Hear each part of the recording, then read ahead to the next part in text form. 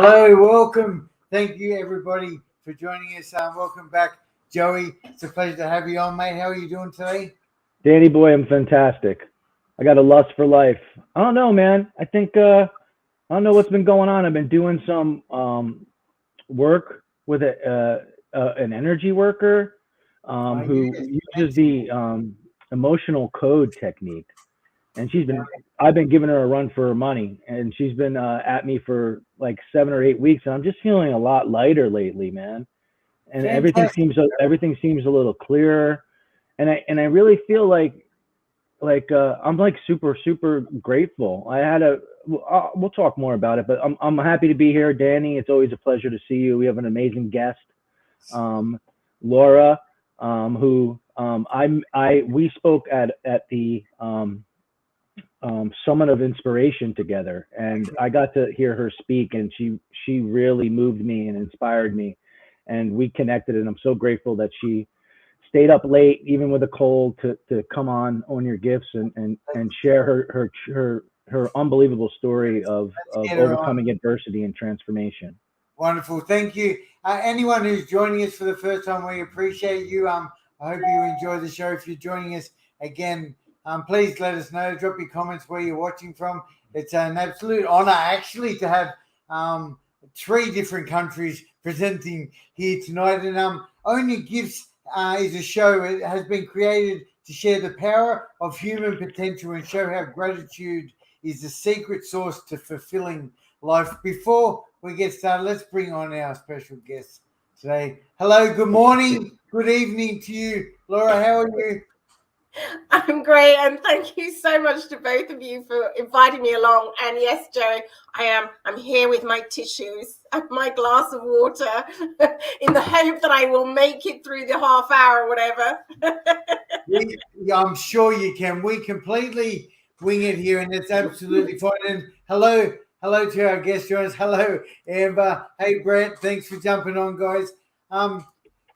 Wonderful. Well, I hope you do get through the show without sneezing too much, Laura, but it's absolutely fine if you do feel comfortable. We often kick this show off. And Joey, Laura's got a whole bunch of material in front of her. Part of it was the format of our show. So we love to kick this show off with a little bit of a personal inventory, something that we did well today and something that we could possibly do better tomorrow. You know, you two have both had a long day. Probably, Joey, would you like to kick us off, mate? Yeah, sure. Something I did well today, and I'm not sure I could take credit for it. I think it's more of a credit of 6-9 months of tough times, like mentally and emotionally for me. Kept the ball rolling in the right direction. Kept a good attitude, asked for help, and in the United States it's Thanksgiving today, so it's a big holiday. It's a holiday about gratitude, or some might tell you something different, but for me that's what it is. And I got to spend the time. I have a big family. I got to spend the time with my family, which is a gift nowadays, and something that really was a little more difficult a year ago or more. And I just felt really present, and I felt like light, and I felt one of, and it took a lot when I got sober. It took a long time for me to feel comfortable around my family, and for the first several years I hid at home. I think there was a lot of guilt and shame and just wreckage, and I just felt really good today, and I'll credit a higher force for that. And what I could do better tomorrow. And I think I can, again, this is always a big thing for me, but, I have a rigorous morning routine, and I'm committing to not looking at my phone until it's done, like not picking it up, not even glancing at it. And I've been unable to do that so far. So I'm going to aim to do that again better tomorrow. Big feat. Sure. Thank you, Joey. Laura, again, welcome. Where are you coming in from, Laura, again? I'm just outside of London, so let's call it London. Yeah, London. Wow. I love that. way we can connect from all over the world. Laura, let us know. What have you done? It is. It's amazing. So me, I echo some of Jerry's comments. Today I feel quite proud of myself because I don't have any kids. However, I got my niece and her friend. I managed to successfully take them from their dance class, give them food, get them to hockey, plus get her younger sister as well from her dance class, and then take. So I mean, I don't know how my sister does it. My sister has 4 kids, so how she does it, I can't. For me, it's like, whoa, this is like big time super organization. So I feel quite chuffed with myself. And we even managed to do some TikTok videos along the way. Auntie featured heavily. Not sure Auntie necessarily wanted to feature heavily, but Auntie doing it, looking kind of like slightly like the rabbit in the headlights look. But yeah, so I feel quite proud that I managed to achieve that and successfully get them there on time. What can I do better tomorrow? I don't know. I think it's one of those things where it's just taking the moment, really, just whatever comes. And I sometimes slip into this, am I being good enough? Am I being efficient enough? And that sometimes we just need to just go, you know what? I'm doing the best that I can. And, if I get a curveball, so if you found me about an hour ago, I was going, holy heck, the Wi-Fi is not working. I spent an awful lot of money at the beginning of this year to get my super duper duper fancy Wi-Fi working really superbly well to this house. And I'm going, oh no, how is this going to work? But, it's beyond my control. Why, tomorrow I will just recognize it's beyond my control. You just got to go with it. So that's what I'm going to do better tomorrow, is just accept what is and what is beyond my control. Thank you. I love that. Very good. Well, Danny's a dad, so he can relate to the running the kids all over the place. I can't. I would cave. I enjoyed hearing that. It's like, it's a juggling act. Sometimes I spin myself out. I've got this ability. It's balance. We need to find a balance. But just to say, my little inventory for today, I just sent out. I've just practiced being selfless. Would be the good thing. I think that's important for me to acknowledge first. Just sending out some support to a friend. I think that's important, and I love that I'm able to do that, and I love that I did do that. And something I could possibly do better tomorrow. Like today, I did a reading. A reading on Just for Today reading, Joey. The book. And it was around responsibility, and like I've had a real hectic morning at work actually, and sometimes responsibility, and it goes back to juggling the kids too, it makes me sick sometimes, I've got so much responsibility. I honestly feel nauseous at times coming up to something, I'm very a sensitive kind of guy, so something I could do better tomorrow is worry less, because that's what it is. I overthink. Maybe I don't overthink. It just is what it is, but maybe just be a little bit more gentle with myself around that stuff. So that's it, mate. So thank you, Joey. Kick us off, mate. What's the show about today? Oh, we're here to hear about Laura and her journey of overcoming adversity and turning that adversity to her greatest gifts, to be of service to the world. And she's got an inspirational story. And Laura, tell us a little bit about yourself. Tell us, who you are, what you do, who you serve, and why, and anything else. Okay, so I suppose, I don't know, there's many ups and downs and whatever else in my life, but we'll start with the most recent one. So I suppose for me, 6 years ago, my life spectacularly imploded. I lost my husband, my health, and my career in quick succession. In a matter of 6 to 8 weeks, I had gone from knowing exactly how my life was going to pan out, feeling super confident, knew where the world was going, knew pretty much my dreams, everything, and it was suddenly gone. And it was Christmas 2015, and my then 4-year-old nephew said to me, Auntie Lollipops, aka me. Now that Uncle Chris is dead, my husband, you have nothing, he said. Oh, thank you. Very observant of you. You know, he said, but it's okay. As he put his hand on my arm, he said, it's okay. I'll look after you for 100 days, he said. Okay, but when you're 4, that's a very long time. Yes. I was 42. 100 days would get me just about to March.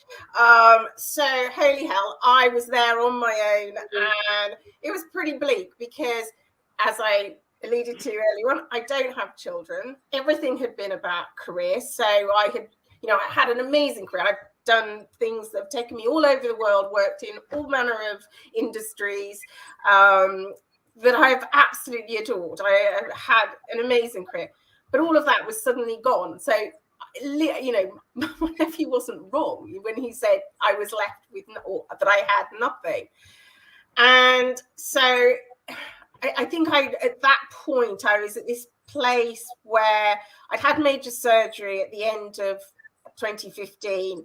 I was recovering at the beginning of 2016, thinking the world was, I felt like I was living in this parallel universe. The world was really moving fast around me. I just, everybody seemed to be, that Facebook perfect world where everybody else seems to be just fine. And you're just going, well, my life is like, frankly, just disappearing down the drain. And I have no idea what to do. And, friends and family were trying to be helpful because ultimately, they're there and they want to protect you when you've gone through all of that pain. But the suggestions weren't necessarily helpful. So I knew I had to stop everything.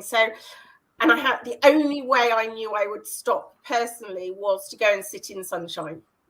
And so I flew myself off 5,000 miles away to the only place I felt that I could be guaranteed sunshine, to this amazing place that I'd never ever heard of, let alone been to, called Aruba. So there I was with my excess luggage filled with books and everything else.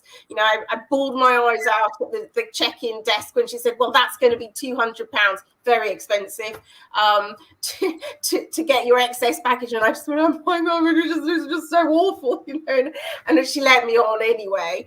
And I arrived in Aruba, and as I was saying to Danny just before we came on, that I was greeted in the 32-degree sweltering heat by a taxi driver who said, and welcome to the Happy Island. So, which is what Aruba is called by its locals. Needless to say, I then did nothing for the holiday brochures and blubbed my eyes out on a sun lounger for a few weeks. And at that point, it was that case when there was a turning point where I'd obviously clearly cried enough and I couldn't cry anymore. And just at that point, in sheer desperation, and I don't exactly remember the point, other than it was past 2 weeks, because I'd already said no, I was staying longer than 2 weeks, that I asked myself 3 questions. I asked myself, who am I now? What matters most to me now? And the third thing was, what did I want to feel? I wanted to feel truly alive. And what would make me feel truly alive? And when I started to answer those 3 questions, I don't even know where those 3 questions came from. I just started to write them. I had sketch pads with me, and I just started to write random words in there. And at that point, I started to redefine from nothing to something. And effectively on this beach in Aruba, what I have subsequently called Project Me was born. And so, May 2016, Project Me became something. And I now live the reality of Project Me and the answers to those 3 questions. So 7 weeks later, I would have stayed longer, but my father was in late stage blood cancer, and so I took a call to say that it was unlikely that he was to survive very long, and that if I wanted to see him, although with his blessing, he'd said I should stay. And I said, no, I'd never forgive myself if I stayed in Aruba. I'm coming home. But that journey in itself was a whole escapade. But I said, no, I'm coming back. And so I did. And I got to see him before he died, and had conversations with him that I never in a million years expected to have, that I wouldn't have had I not done and answered those 3 questions of myself and explored those things of myself. And I did a lot of work at that point on myself. Didn't expect to do that. That was not what I was going away for. I was just, because I wanted the world to stop, and that was the only way I knew how the world would stop. So yeah, that was kind of the starting point of the journey. I'm not saying it's necessarily been a straight path since then, but yeah. Thank you so much for sharing that. Go, Joey. So, Laura, what was the second question? It's who am I now? And the second question was what? What matters most to me now? What matters most to me now? Yeah. And the third how do I want to feel? What do I want to feel? Yeah. So for me, it was that I wanted to feel truly alive. I wanted to live beyond boundaries, to have freedom, etc. And so much of the work I do now with people is, what is it that they want to feel? So, some will say to me, I just want to feel at peace, or I just want to feel safe. Now, what you would define as feeling safe relative to what I would say makes me feel completely different. These are just things that is the first thing that when you say that sentence, I want to feel, whatever that thing is that you instinctively just say straight off, that's what you intuit, but it's trying to tune into your intuition as to what that thing is. And that's the hardest thing, is because so often we stop ourselves from doing that. And for me, it was to feel truly alive, to live beyond boundaries, and to live true to oneself ultimately. Such powerful questions, aren't they? Thank you, Laura. And another thing that really struck me is, thank you so much for your honesty and sharing that story. It actually sounds, it's like a big deal, And I heard you say you arrived at Roomba and welcome to Happy Island. That really hit me when I heard that, because especially in the grief that you're in and the way that you're feeling, and then to hear that, and remember that clearly, obviously, just I wonder what that would have been like for you. And then you basically spent the next 7 weeks doing a whole bunch of work, answering those questions. And then to have to come back because of your father too, sounds like a heavy ordeal. I think it was one of those things where I have made the most amazing friends from that holiday. Yeah, we do. I was the girl who, it was really mysterious, because I was, having not taken all these books, most of them were fiction. None of them was self-development, bar one. And I got completely hooked on this book. So all of the fiction just disappeared. I then went on a mission in the island to go and find some more, sort of self-development books under guidance from the people in the hotel and other people who were staying at the hotel, because I became the person that sat at the bar that was highly curious. I was the curiosity of everybody in the hotel, because I was the one sat there with a book, writing furiously about all these notes, and they just kept thinking, well, they kept coming up to me and saying, am I writing a book? What's the story? And I think it was a bizarre thing, because it was one of those things where I could pretend to be somebody, but I could pretend to be nobody.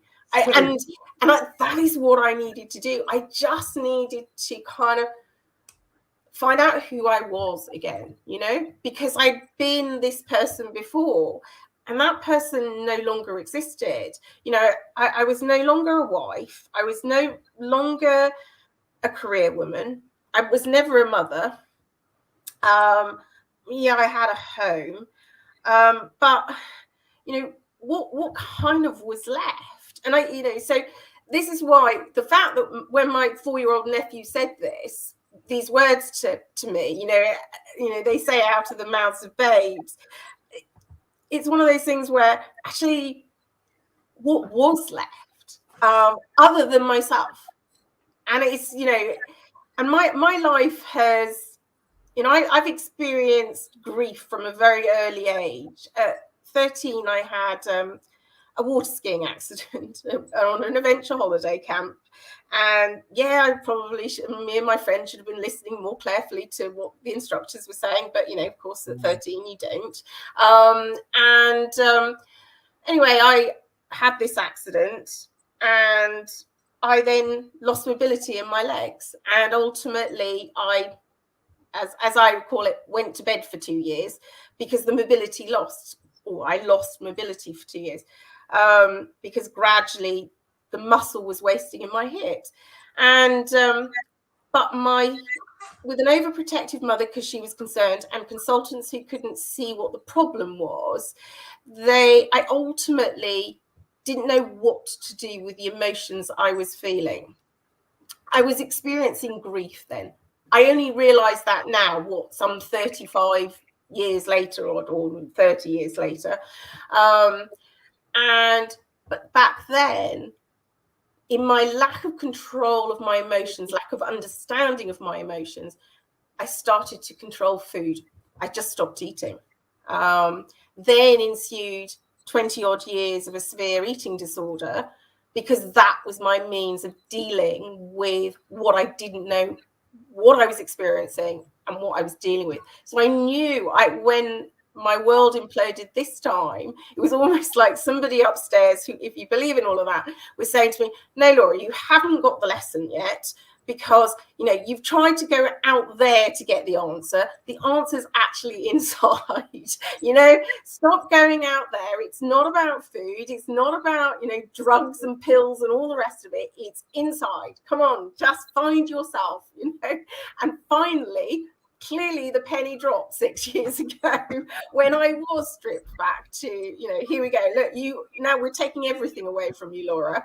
Now you've got to work out who you are and what matters to you and kind of find a different way. And actually the irony of it is here when the most spectacular of life implosions happens, that actually I finally clearly get the lesson, and I find the different way. And what a different way that is, and what a different life that I lead now compared to before. I'm not saying I had a bad life before, because like I said earlier on, I absolutely loved what I did, but in a very different way to the way I love the life I have now. Yeah, I understand. Yeah, that's fantastic. So I just want to acknowledge Darren's comment that he's mentioned about his mum passing away 4 years ago. Thanks for sharing, Darren. And I'm suggesting he's going to start seeing a grief counselor. I think it is really important to be talking about this stuff too. You know, like if we can't deal with it on our own, but it sounds like you're on a complete mission. Laura, that's what you're on. It sounds like sitting at that bar, writing that book. You're on a mission, and that sounds like that has evolved to what you're doing today. Is that right? Like, what is it that you do today? Yeah, so I mean, very much a mission, I suppose. You know, is it a mission? Is it just The mission? Yeah, it probably is a mission. I think it is. Had somebody told me, had somebody worked with me back when I was 13, 14 to help me understand more about who am I, what matters to me. Do you know what? I think I'd have had a significantly easier life than the one that I've actually gone through. And it wouldn't have taken this implosion where I was 6 years ago. And so I'm very much about supporting people to help them understand so that they can find their own voice, so that they can connect with themselves and with others around them. And that for me is what true authentic connection is about. And that for me is a world where we can offer another a space, a place without judgment, without opinion, without fear of them being rejected or frowned upon, whatever else, where they can just show up as their perfectly imperfect selves. And that for me is, what I'm all about. And that is the work I do. And for me, grief is so much more than just about the loss of a loved one. It is about going through challenging times that we don't necessarily at the time have the tools, and so we get thrown into this space that we don't know what to do with, and so it just throws us into an emotional turmoil. And of course we go into this space that, because the world around us is so judgmental and opinionated, and because we fear not fitting in, of course we shrink into ourselves and feel very isolated at that point. And it's really, really tough. And I think for me, passionate about helping people to understand where they're at, to know that they're not alone, so that they don't have to find these, I'm going to call it a coping solution like I did with an eating disorder and associated addictions, because it doesn't help long term. It's only we believe it does, but then that becomes a bigger problem. And there are so many other ways. I mean, I wrote an article for a UK newspaper the other day, and it was all about self-expression beyond words, because we believe that we have to, well, I've got to talk or I've got to write. Well, no, actually, smashing plates is just another form of self-expression and getting rid of emotion. It's just important that we express emotion in a way that feels right for us. So allowing people to have that space to express themselves is so important, and that's the space I want to give people. Joey? Thank you. I mean, obviously we're running short on time. I have a ton of questions, but that this phrase keeps running in my mind as you speak, and it's get lost to get found. Yeah. And I think that's how the universe operates. And a lot of times it comes in the form of adversity. And when you're stripped of your identity, when you're stripped of your health, when you're in that place, like you're in fertile ground I think it's difficult to put yourself in a position to ask those questions unless you're in that place where you're lost. Like that's the gift. Yeah. So it's not like anything was taken away. It was handed to you. Like the gift was handed to you. And like I've gone through similar experiences, and I didn't, I'm a person in recovery, and a lot of recovery based work is around why, is around like, why I do what I do, cleaning up the wreckage of my past, removing things, and and the idea is to be stripping away and shedding to return to an older form of self, possibly before you picked up. In my case, questions that were never asked me in rooms of recovery, nor in, on therapist couches or anywhere else, was who do you want to be? I didn't know I had a choice. I didn't know I got to decide who I wanted to be, the type of man that I wanted to be, how I wanted to contribute to the world. How do I want to feel? How do I want to feel? These are great questions, and these are questions that you don't ask yourself unless the shit hits the fan, So yeah, that was Absolutely, great. Jerry. I totally agree. And I think equally that there is another dimension to it is that society says, I very much had the society says you must do this, you must think in a certain way, and you are expected to do this. And so actually the questions and the what do you want to feel or how do you feel? Oh, no. Society says I must feel this particular way, I must do these certain things, and so of course we then put us, and of course that's where so much friction happens as well. Certainly for me, and certainly in many of the people that I've worked with and talk with, that's where so much friction comes from. Just the freedom that we can decide how we want to feel, and then create the internal environment to feel that way. Yeah. We don't have to be at whim to how we actually feel. Like, we can change our states of mind. That's a beautiful thing. That's freedom to me. Yeah, without a doubt. The whole process really reminds me of like our program, Joe, of recovery too, like that stuff, identifying what it is we want, what we need, what we don't want, what we don't need. It's a self discovery, which is what you were doing, and I'm very lucky to sort of to have a set of instructions that I follow that also help me to discover who I am, what I want, what I need. How do you All want right. to feel, Danny? Hey. How do you want to feel? Yeah, it's a great question. Yeah, my best state is this connection and happiness, and when I get that through kindness, or usually being kind is one of the things that makes me happiest. So yeah, it's a nice thing to think of.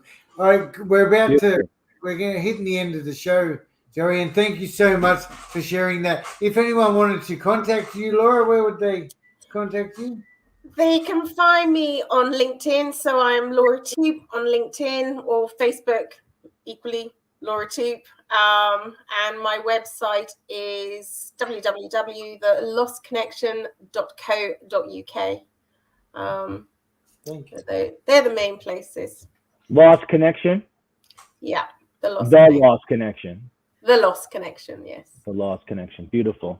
Okay, we like to wrap up the show sharing, a tip, a tool, an exercise, a strategy to generate and plug into the higher force of gratitude. What do you got for us, Danny boy? Look, I just said it, the kindness, and I have to say, and I know most of my tips around this stuff on a weekly basis, it all revolves around being brave and kindness. But kindness, I think it's that one thing that I mentioned at the beginning of the show. I was selfless. I practice being selfless, which is a form of being kind. And when I do practice that selflessness and I try and share some kindness, it all comes back to me. Maybe not straight away, maybe not tomorrow, but it will be coming back, and I think that's a great way to increase my levels of overall well-being and happiness, mate. What about you, Laura? Do you have something for us, please? Yeah, I think it is to remember that no one is nothing. We are all something. And that even when we feel that we have absolutely nothing left, to remember that we are still something, and that is good enough a place to start. That's so beautiful. That's where you were when you landed on that island, isn't it? Absolutely. Thank you so much. Yes, I hear you. Joey? My tip's a little more technical, methodical, more of a tool, and it's to take a few minutes and write down on little pieces of paper all the things that you're grateful for, especially the smaller, more insignificant things that we take for granted, and take them and put them in a box or put them in a jar, and set a timer. Do it maybe once in the morning or once at night, or with the family at a meal, and just pull one out and read it and spend a few seconds just feeling it and plugging into it and sharing it. A gratitude jar, so to speak. So that's my tip. Wonderful, Joey. 3 fantastic tips. Guys, thank you everyone who's joined us. And thank you for your comments. We really appreciate having you on the show, Laura. I know it's late for you. Hopefully, to have too much more work to finish off tonight. No. And I'm just very grateful I haven't sneezed through half an hour. It's been a breeze. Bear with us for a sec, Laura. I'm going to end the show. Thank you, everyone. We'll see you guys next week.